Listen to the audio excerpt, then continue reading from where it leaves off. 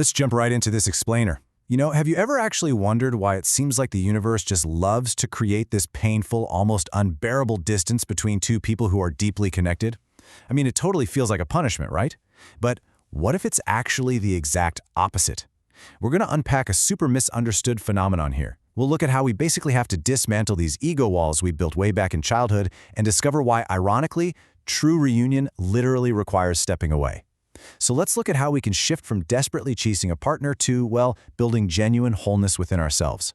Because think about it, ever since we were kids, society, movies, music, the whole shebang has relentlessly sold us this incredibly dangerous lie, the whole other half myth. You know the Hollywood fairy tale, right? That a soulmate is someone who perfectly fills your empty spaces. It's supposed to be the ultimate romantic moment to hear someone look at you and say, "You complete me." But if you actually look at this through the lens of analytical psychology, there's absolutely no way that's romance. It's actually a Jungian nightmare. This constant conditioning leads straight to this destructive instinct to completely fuse with a partner, which basically results in the total loss of your own identity. You literally stop being a whole person and just become a fraction. Which brings us right to our first major concept, the trap of fusion, or honestly, what I like to call outsourcing your reality. See, when you finally connect with someone deeply, your absolute first instinct is to just merge completely. You immediately start basing your emotional stability on their moods, and you basically organize your entire existence, your whole sense of self-worth around their presence. You're practically handing over the keys to your reality to another human being. But Carl Jung made this brilliant observation. He revealed that this intense desire to fuse, it's not actually love. It's a massive, unconscious psychological trap. Jung pointed out that true love requires the exact opposite of merging if it's going to survive the brutal everyday realities of life. Total fusion inevitably just leads to codependency, suffocating resentment, and ultimately the complete breakdown of the relationship. I want you to just pause for a second and be brutally honest with yourself. Think about your current relationship or your past ones. How much of your actual, vital, daily energy do you spend anxiously monitoring your partner's mood? Like how much time goes into trying to fix their problems or just desperately waiting around for them to validate you? It's completely exhausting, right? You have to acknowledge this. If your individual identity dissolves the exact second you fall in love, you are currently losing an invisible psychological war. You're literally burning through your own life force just trying to stabilize someone else's atmosphere. And losing that invisible war leads us directly into our second section, loving a ghost and the devastating symptoms of fusion. Because when your identity gets completely enmeshed with someone else's, you don't just lose yourself, you start falling into these really destructive psychological patterns that completely hide the actual human being standing right in front of you. The first pattern is this intense compulsion to fix and save them. Jung called this the wounded healer archetype. Basically, if your inner sense of value relies heavily on feeling needed, you are going to unconsciously seek out partners who are just fundamentally falling apart. Day to day, this looks like quietly managing their finances or making endless excuses for their bad behavior, or basically playing their unpaid therapist. But here's the really hard truth. That's not compassion. It's just codependency wearing compassion's clothing. It's your ego whispering that you're only valuable if you're actively fixing somebody else. And then the second pattern is loving a fantasy. When you don't have that true psychological separation, you actually stop seeing the real person entirely. Instead, you fall in love with a projection of their potential. That idealized version of them who has supposedly done all the healing work and finally makes great choices. And why do we do this?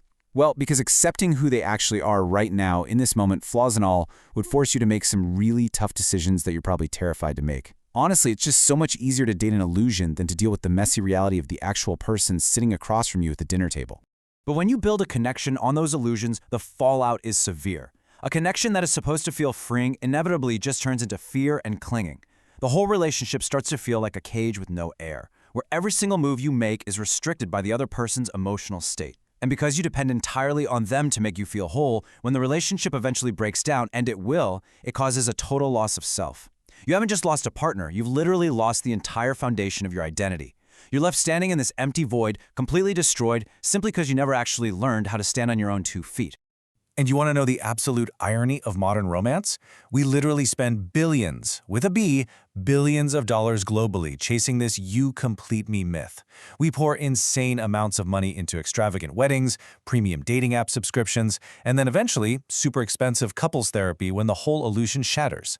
The entire industry is basically cashing in on our lack of psychological separation. Clinically speaking, Saying you complete me is just a highly romanticized way of saying, hey, I'm entirely outsourcing my psychological stability to you, and when you inevitably disappoint me, I'm going to completely collapse. But there is a way out of this trap. Welcome to Section 3, The Power of Separation in Entering the Wilderness. If we want to genuinely evolve, we have to completely flip our perspective on agonizing solitude and painful breakups. Seriously, they are not punishments from the universe. Going into the wilderness alone is actually a highly specific tool of destiny designed to build your strength. Think about it. The universe does not bring two half-ready souls into a super powerful bond without requiring them to grow up first. If you somehow met your absolute ideal partner before you learned to carry the heavy weight of your own inner darkness, that connection wouldn't be some fairy tale. No way. It would instantly devolve into a toxic battleground where your unhealed wounds just wage constant war against each other.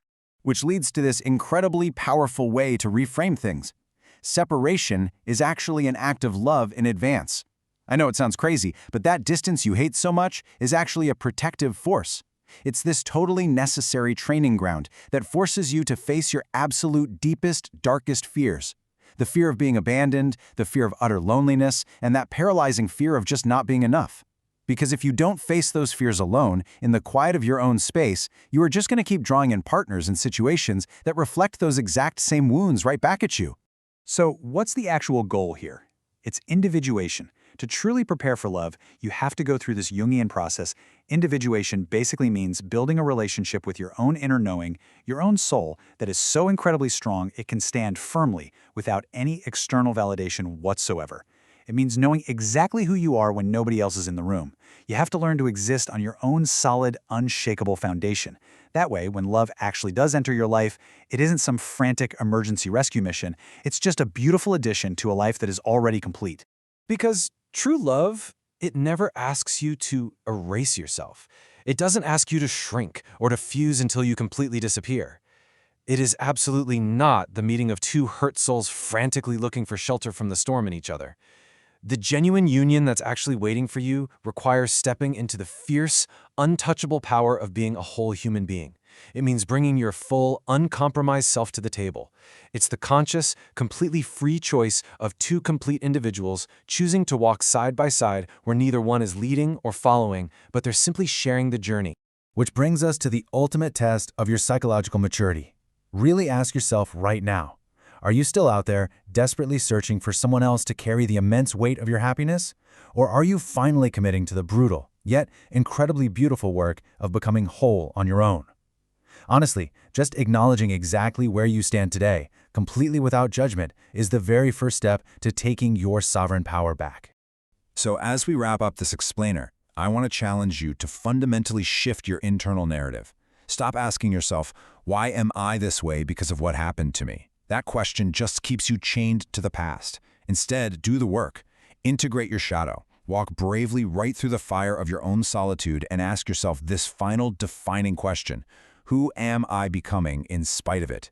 Step into that wholeness. Rise into the exact version of yourself that loves freely, completely, and entirely without fear. The universe invested heavily in your growth. Isn't it about time to realize the returns?